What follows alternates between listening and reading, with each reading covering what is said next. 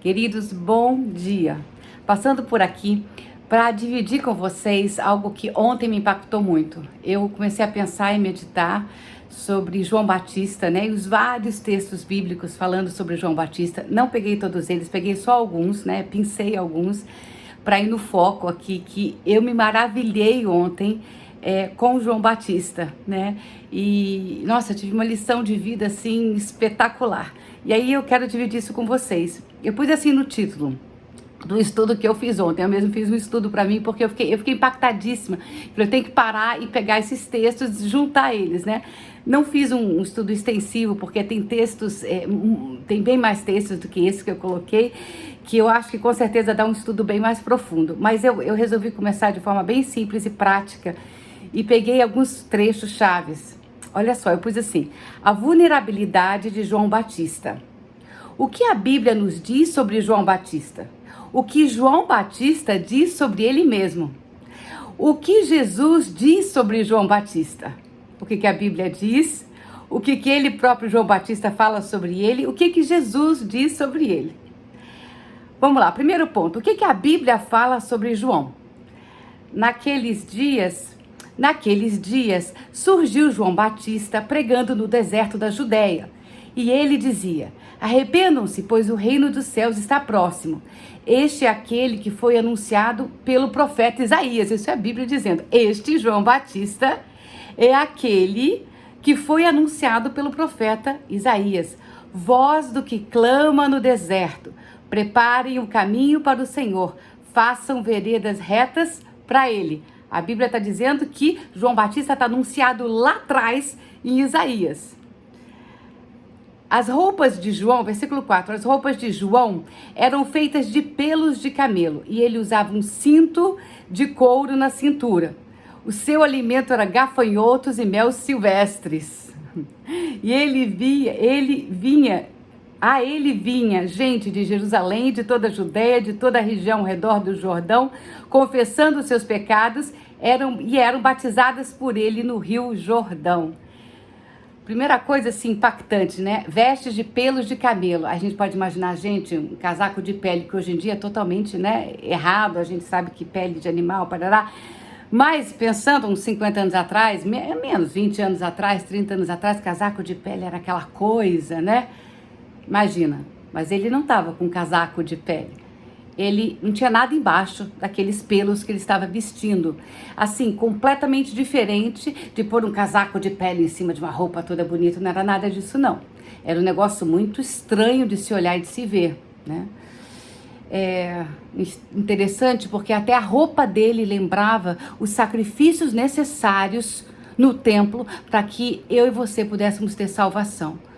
Os animais eram sacrificados no nosso lugar, até que Jesus, o Cordeiro de Deus, se sacrificou voluntariamente no meu e no teu lugar. Até as roupas de João Batista demonstravam a identidade dele, quem ele era, qual era o propósito de vida dele. Era aprontar para aquele que estava para chegar, que era o sacrifício vivo de Deus, o Cordeiro de Deus. As roupas de João eram feitas de pelos de camelo. Ele usava um cinto de couro na cintura, né, para prender as roupas. Essa era a grande alta costura de João, era a altíssima costura de João, um cinto que amarrava para segurar. E o seu alimento era gafanhoto e mel silvestre. Pensa numa pessoa comendo gafanhoto e mel silvestre. Que ser estranho, que ser fora do contexto, que ser anticorrente é esse, meu Deus, gafanhoto, olha isso. E mel silvestre até vai, mas mel dentro de um contexto, agora gafanhoto. E a ele vinha gente de toda Jerusalém, Judéia e toda a região, confessando seus pecados e eram batizados no Rio Jordão. De alguma forma, o marketing, aspas, de João Batista, que era a sua identidade, a sua própria pessoa, ele sendo ele, João sendo João, levava as pessoas a um profundo arrependimento. E aqui eu acho que é meu primeiro impacto, que eu sendo eu cumpro o meu propósito de vida. Você sendo você cumpre o seu propósito de vida. É interessante ver que não tinha dois Joãos. Então, não era João comendo mel, gafanhoto e mais mel. Né? Não eram vários Joãos. E aqueles que seguiam João, tampouco passaram a se alimentar de gafanhoto, de mel silvestre, tampouco passaram a vestir roupas feitas de pelo de camelo. Não. Mas eles modularam João. Eles pegaram a essência de João, eles pegaram aquilo que era divino dentro de João para todos. Porque o pelo de camelo, cinto na cintura, se alimentar de gafanhoto, de mel silvestre, isso era só para João, era específico. Mas tinha algo em João que era para mim e para você, para cada um de nós, que é justamente o arrependimento do erro. É não errar o alvo. O alvo de Deus para a tua vida, para a minha vida, é vida e vida em plenitude. Plenitude de vida. É justiça, é paz, é alegria, é vida plena. Quando a gente erra o alvo, a gente vai para roubar, matar e destruir. Quem? A gente mesmo e depois também o nosso próximo. Então, aqueles que caminhavam com Jesus, com João Batista, pegaram exatamente essa parte de João Batista. A primeira coisa que me marca, interessantíssimo, né? Ninguém saiu por aí usando pelo de camelo, couro na cintura, ninguém saiu comendo gafanhoto nem mel, mas as pessoas chegavam a acertar o alvo, as pessoas deixavam de errar o alvo para acertar o alvo da vida, né? Agora, bora lá, o que João fala sobre si mesmo? Olha só. Quando viu que muitos fariseus e saduceus vinham para onde ele, João, estava batizando, João disse assim para eles: raça de víboras, quem lhes deu a ideia de fugir da ira que se aproxima? Deem fruto que mostre o arrependimento. Não pense que vocês podem dizer a si mesmos: Abraão é nosso pai, pois eu lhes digo que dessas pedras Deus pode fazer surgir filhos de Abraão. O machado já está posto à raiz das árvores, e toda árvore que não der bom fruto será cortada e lançada ao fogo. Eu batizo vocês com água para o arrependimento, mas depois de mim vem alguém mais poderoso do que eu, é tão mais poderoso do que eu não sou digno de levar as suas sandálias. Eu não sou digno de carregar o seu sapato. Ele os batizará com o Espírito Santo e com fogo. Eu batizo com água, que é a água que eu não criei, a água que está à nossa disposição. Eu estou aqui levando vocês a acertar o alvo através do batismo, de uma água que eu não criei, que não fiz. Mas o que está chegando, Jesus que está chegando, e meu alvo é apontar para Ele. Ele vai batizar vocês com o Espírito Santo de Deus. Porque o Espírito Santo de Deus e Ele são um só. E com fogo. Ele traz a pá em sua mão e limpará a sua eira, juntando o seu trigo no celeiro, mas queimará a palha com fogo que nunca se apaga. O que ele dizia então? Eu não sou Jesus. Eu não sou aquele que enche você com o Espírito Santo. Eu sou aquele que te leva até o Jordão, que diz para você: vai até o Jordão, se batiza ali, se arrepende do seu erro, como Naamã fez. Como Eliseu falou com Naamã: escuta, vai lá, se batiza no Jordão. Agora, quem foi batizar? Quem é que foi até o Jordão se batizar? Foi Naamã. A mesma coisa aqui. Quem é que ia até João Batista se batizaram as pessoas? Então, a você e a minha e você, cabe a gente ir até o Jordão se batizar. E essa ida até o Jordão, esse convite para ir até o Jordão, é feito através de uma pessoa. Eliseu, lá atrás. Elias, a gente vai ver que depois é uma figura de Elias, né? João Batista. E esse convite, e aqui é João convidando a mergulhar no Jordão. Um rio barrento, um rio que na verdade espelha a minha humanidade, a tua humanidade, a nossa falibilidade. A gente é barro. E a Bíblia diz que o Espírito Santo é colocado em vasos de barro. Para quê? Para a gente não se gloriar. A gente é limitado mesmo, a gente faz erros de todas as formas, desde o micro até o macro, desde erros técnicos banais, bobos, de português, de botar a referência errada. Quantas vezes eu não pus a referência errada num texto, né? Quantas vezes eu não botei errado a colocação da frase em português, a palavra errada, em português ou em qualquer língua, né? Quantas vezes, até erros mais graves, que de fato bloqueiam a eternidade, bloqueiam o Zoé de Deus, a vida eterna de Deus, tanto nessa terra quanto na vida vindoura, né? E João define quem ele é. Eu não sou o Espírito Santo de Deus. Eu não sou eu que convenço do pecado, da justiça e do juízo. Esse é o Espírito Santo, não sou eu. E quem vai dar o Espírito Santo para vocês também não sou eu, é Jesus. Agora eu tenho uma função de fazer o convite, de você vir até o Jordão e se batizar. Quem vem até o Jordão é você, quem vem até o Jordão sou eu.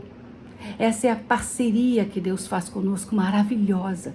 Ele nos convida e cabe a mim e a você escolhermos irmos até o Jordão nos batizar. Cabe a mim e a você escolhermos o caminho da vida. Ele fala, olha, diante de você eu ponho o caminho da vida e da morte. Escolhe o caminho da vida para você ter vida. É isso que João está se definindo aqui, né? Ele é o convidador. Será que a gente podia chamar isso? Olha o que João fala. Eu botei assim, como se João estivesse aqui com a gente, né?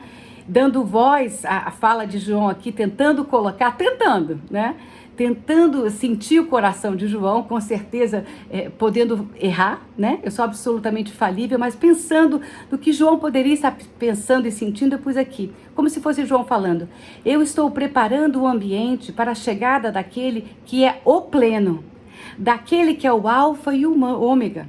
Eu sou o preparador do ambiente para a festa de casamento, minha com Jesus, sua com Jesus. O convite de Deus para a gente plena é uma festa de casamento na eternidade. A partir da eternidade para frente, a gente entra no casamento. Aqui nessa terra, nessa realidade que a gente vive, a gente está em um noivado. Da eternidade para frente é um casamento. Olha que coisa maravilhosa. Eu estou preparando o ambiente para a chegada daquele que é o pleno, daquele que é o alfa e o ômega. Eu sou o preparador do ambiente para a festa. Eu não sou a festa é Jesus, mas eu sou o preparador do ambiente para a festa. A vida é a festa e a festa está para chegar. A vida é a festa, Jesus é a vida, Jesus é o caminho, a verdade e a vida. Eu sou o anunciador, eu sou o preparador desse caminho. Eu vim preparar o ambiente para a plena vida se expressar. Eu vim limpar, vim varrer o caminho para a entrada do Rei dos Reis. Sou um varredor do caminho da vida. É isso. Sou um varredor do caminho da vida. Sou faxineiro. Sou pedreiro. Sou faxineiro. Vou limpando. Sou pedreiro. Vou tirando as pedras do meio do caminho. Vou fazendo o caminho reto para Deus.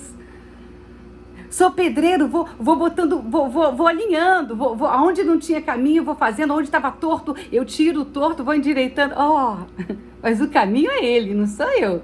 Eu sou faxineiro, eu sou pedreiro, sou colocador de asfalto, para não ficar tudo esburacado e as pessoas se quebrarem. Não, sou colocador de asfalto.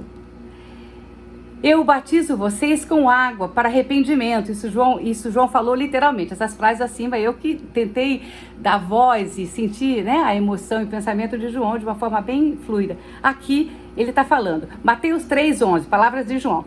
Eu vos batizo com água para arrependimento, mas aqueles que vêm depois de mim, eu batizo vocês com água para arrependimento, mas aquele que vem depois de mim é mais poderoso do que eu, e eu não sou digno de levar as sandálias dele.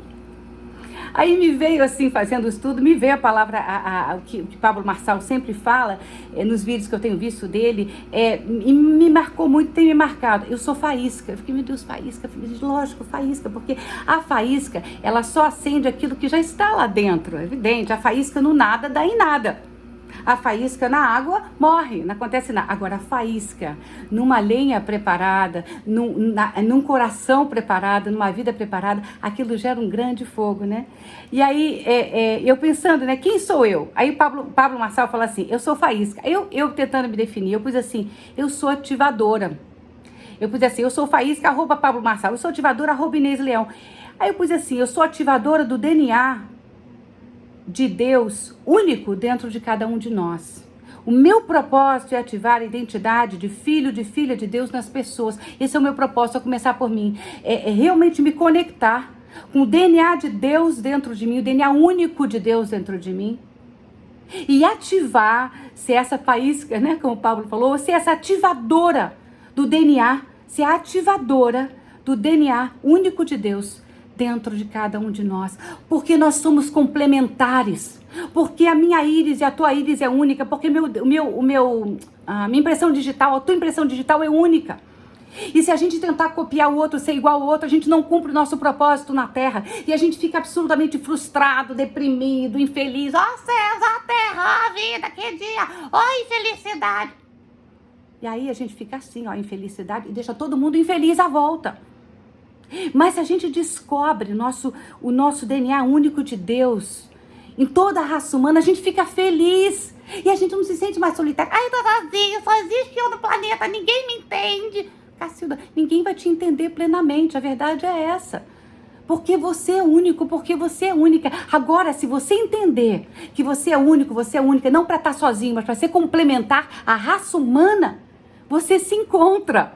E quando o outro vem gozar de você e rir de você, porque você tá comendo gafanhoto, né? Porque você tá vestindo pele de camelo. Ah, é um camelo, é uma mula, ó, uma mula, um camelo, é uma mula. Ou tá comendo gafanhoto e mel, que isso? Nem come, não sabe nem comer direito. Quando alguém falar assim, você vai olhar e vai ter misericórdia e vai dizer, esse sou só eu, você não.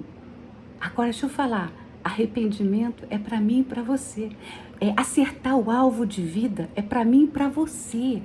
Jesus é o caminho para mim e para você. Essa roupa aqui, ó, que eu tô vestindo é só para mim, porque isso aqui é minha identidade única. Comer gafanhoto e mel é só para mim.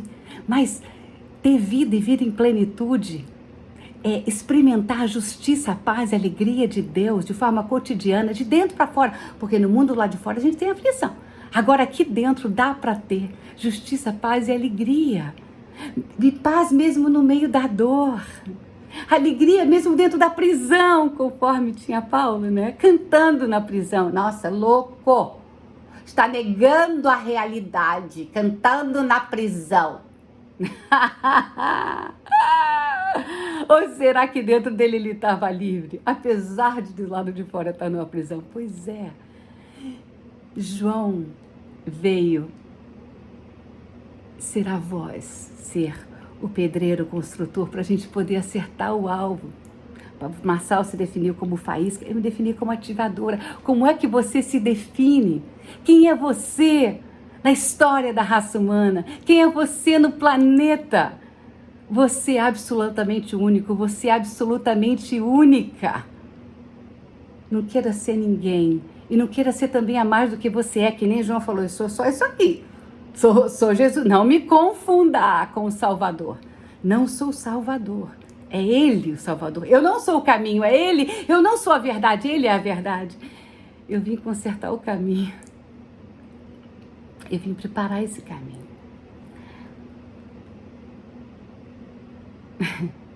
E agora vamos lá, o que Jesus fala sobre João?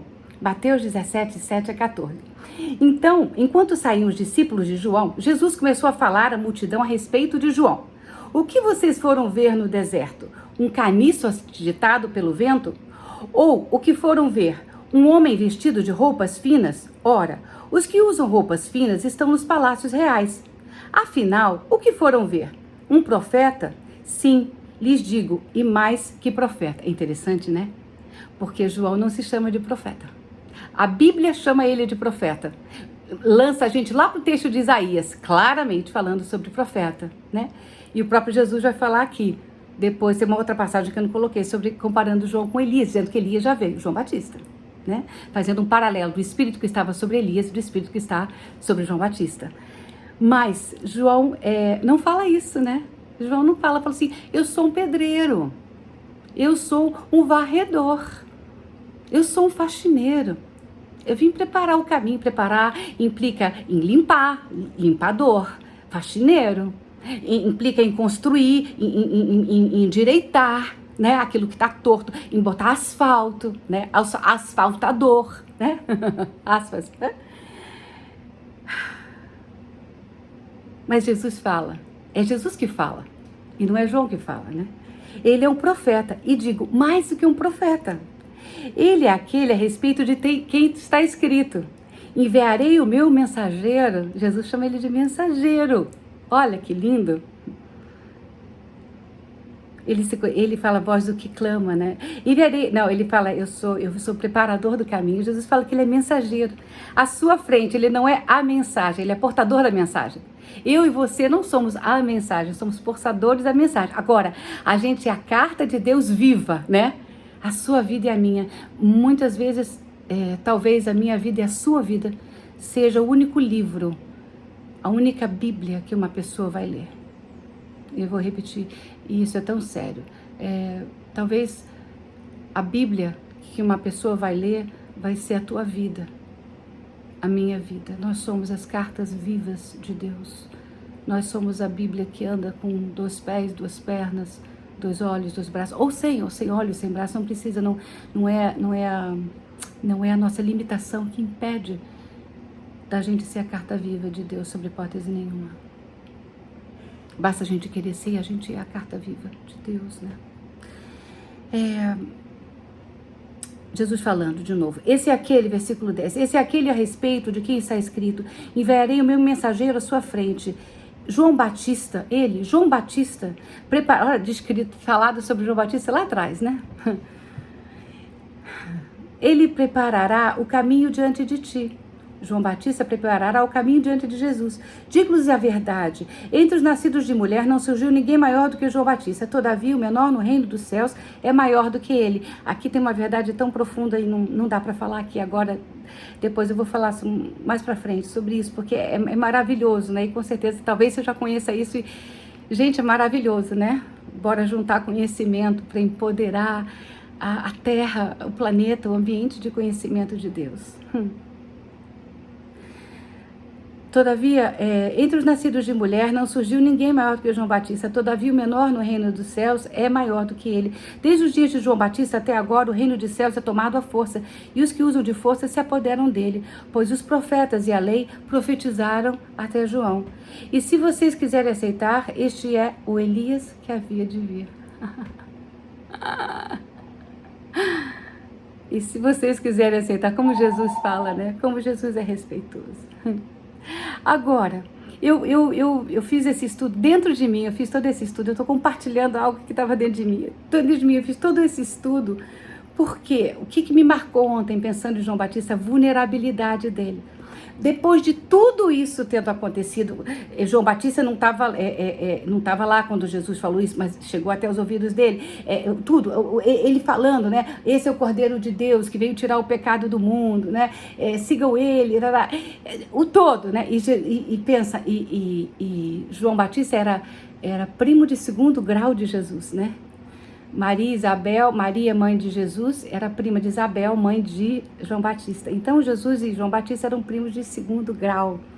Quer dizer, eles foram criados juntos.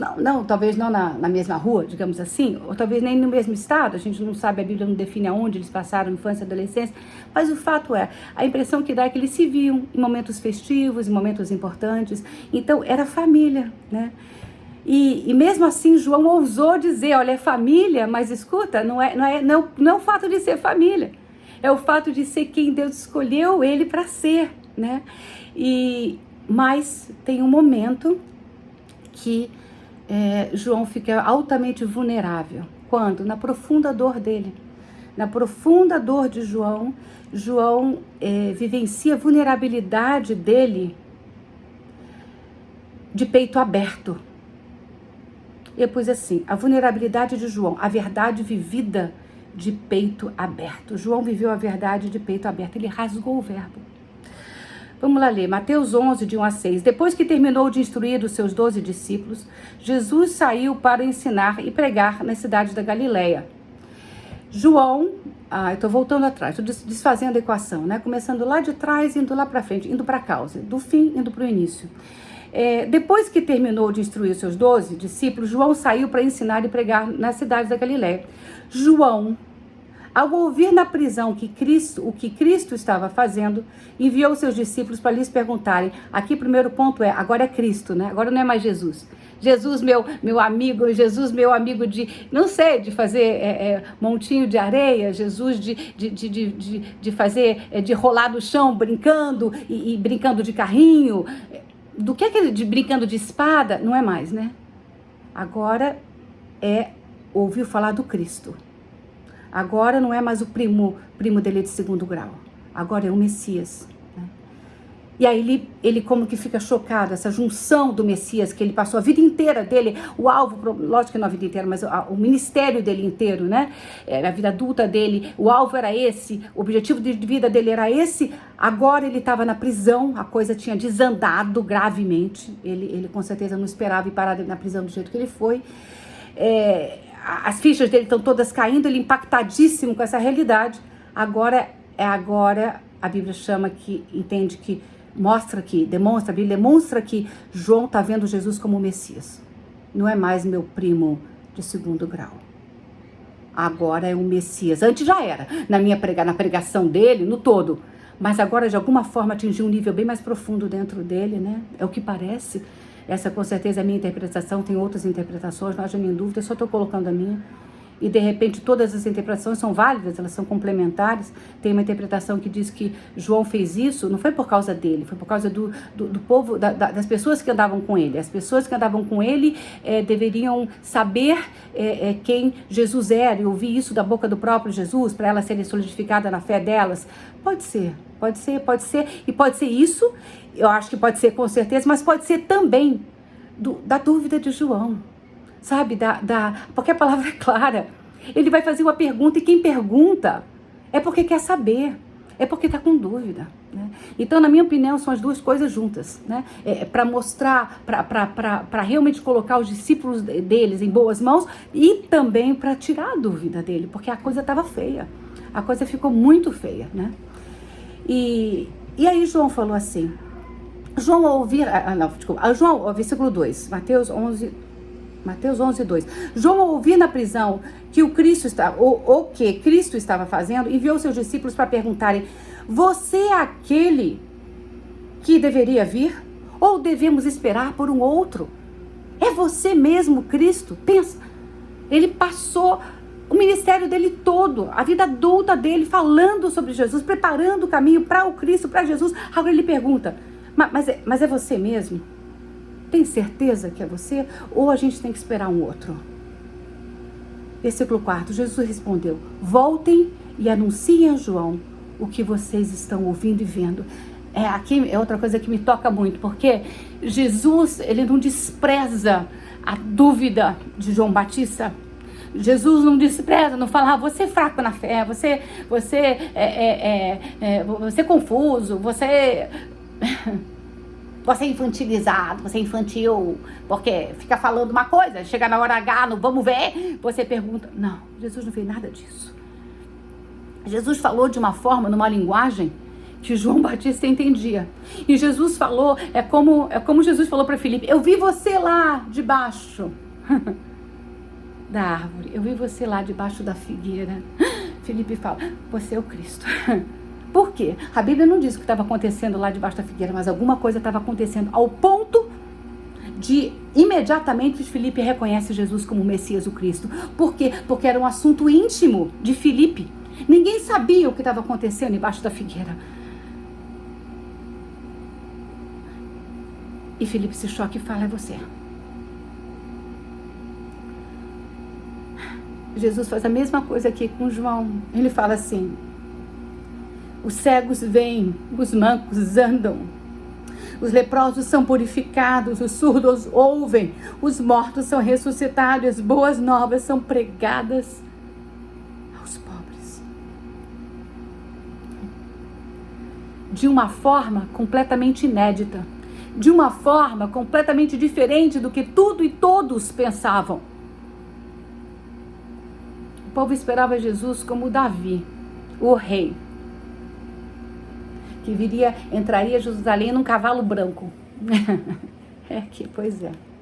Não era tempo ainda, era tempo da mula, né? Como é o nome? Esqueci a palavra em português, mas é uma mulinha, um jumento, né? Um rei no jumento. Hosana, bendito que venha o nome do Senhor. E Jesus fala: pois é, o reino não está sendo manifesto como vocês esperavam, né? Com poder. Não. É o poder da vida de dentro para fora. É o poder da liberdade de escolha de cada um, individual. E Jesus fala numa linguagem que João consegue entender, citando lá atrás as profecias. Isso João conhecia muito bem, o pai dele sacerdote, né?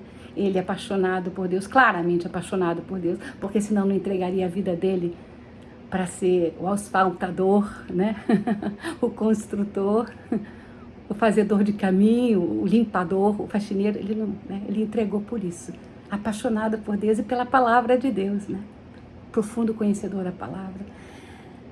E Jesus usa a palavra. E diz: feliz é aquele que não se escandaliza por minha causa.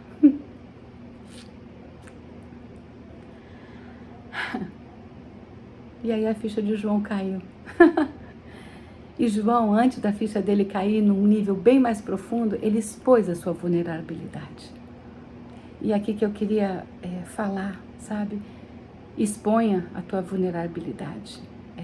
Na nossa vulnerabilidade, quando a gente é fraco, que é forte. Eu vou ler o que eu escrevi, porque João entendia parcialmente a sua função, porém isso bastou para ele cumprir plenamente a sua missão.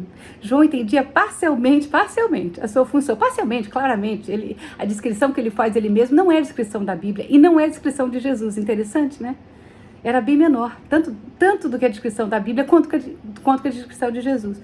Jesus entendia parcialmente a sua função, porém isso bastou para ele cumprir plenamente a sua missão.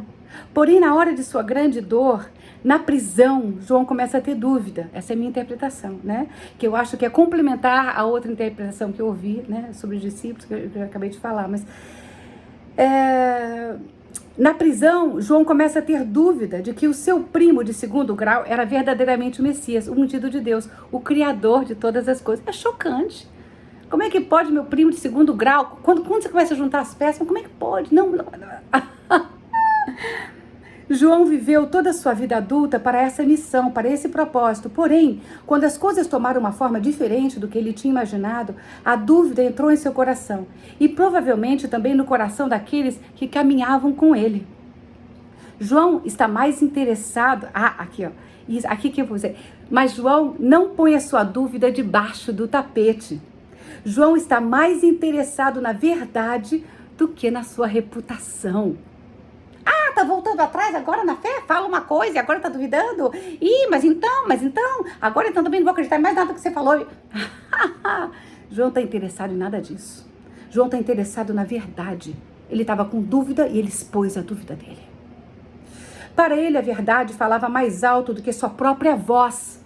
Tinha uma voz acima da voz dele, que era a voz da verdade. Era a voz que ele anunciava, né? Ele era um duplicador da voz, ele era uma voz com V pequeno, mas existia a voz com V maiúsculo, e era nessa voz que ele estava interessado. E era essa voz que ele punha acima de tudo, de todos. Que possa ser assim na tua vida e na minha vida. Que a voz que você põe acima de tudo, de todos, seja a voz de Jesus. E não a sua própria, que seja assim na minha vida. Porque quando a gente faz assim, a gente é feliz. E a gente encontra propósito, forças. Porque Deus mora dentro de você e dentro de mim. Mas Deus não é você, Deus não sou eu. Nós não somos Deus, o Criador. Nós somos deuses com D minúsculo, filho de Deus, filha de Deus. Saber a sua posição, saber a sua função é fundamental para a gente ser feliz na vida.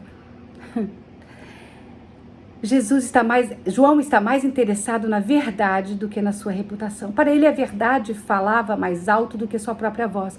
Sua posição como a voz que clama no deserto vinha em segundo plano, pois em primeiro vinha o verdadeiro Salvador. A sua voz, sua posição, sua função como voz que clama no deserto vinha em segundo plano, pois em primeiro vinha o verdadeiro Salvador. Se João tivesse que passar por errado e se retratar diante de todos sobre Jesus, ele estava disposto a fazer, desde que o povo fosse beneficiado. Ele não estava interessado na reputação dele, estava interessado no povo. Para ele não importava se achassem que ele estava voltando atrás na sua própria pregação. Se ele tivesse que pedir perdão para aqueles que caminhavam com ele, ele o faria de bom grado, pois o seu alvo nunca foi se autopregar, mas pregar a chegada do Messias. A vulnerabilidade de João é com certeza uma de suas maiores forças. Por meio de seu exemplo, aprendemos a ter a coragem para obedecer e perguntar quando temos dúvida.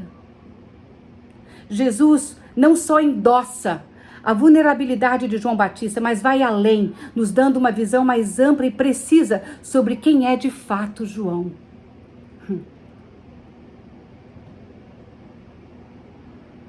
E é isso que a gente lê, Paulo falando exatamente em 2 Coríntios 12, 9 e 10.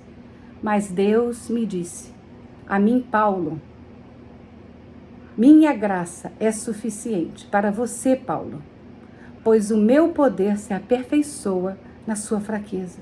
Portanto, eu me gloriarei ainda mais alegremente em minhas fraquezas, diz Paulo, para que o poder de Cristo repouse em mim. Por isso, por amor de Cristo, regozijo-me, alegro-me, tenho prazer, tenho gozo das minhas fraquezas.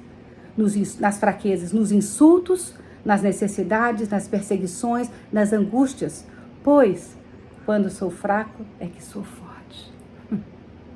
A vulnerabilidade de João Batista, a vulnerabilidade de Paulo, a minha vulnerabilidade, a tua vulnerabilidade, traz glória para Deus e solidifica, fortifica a nossa vida.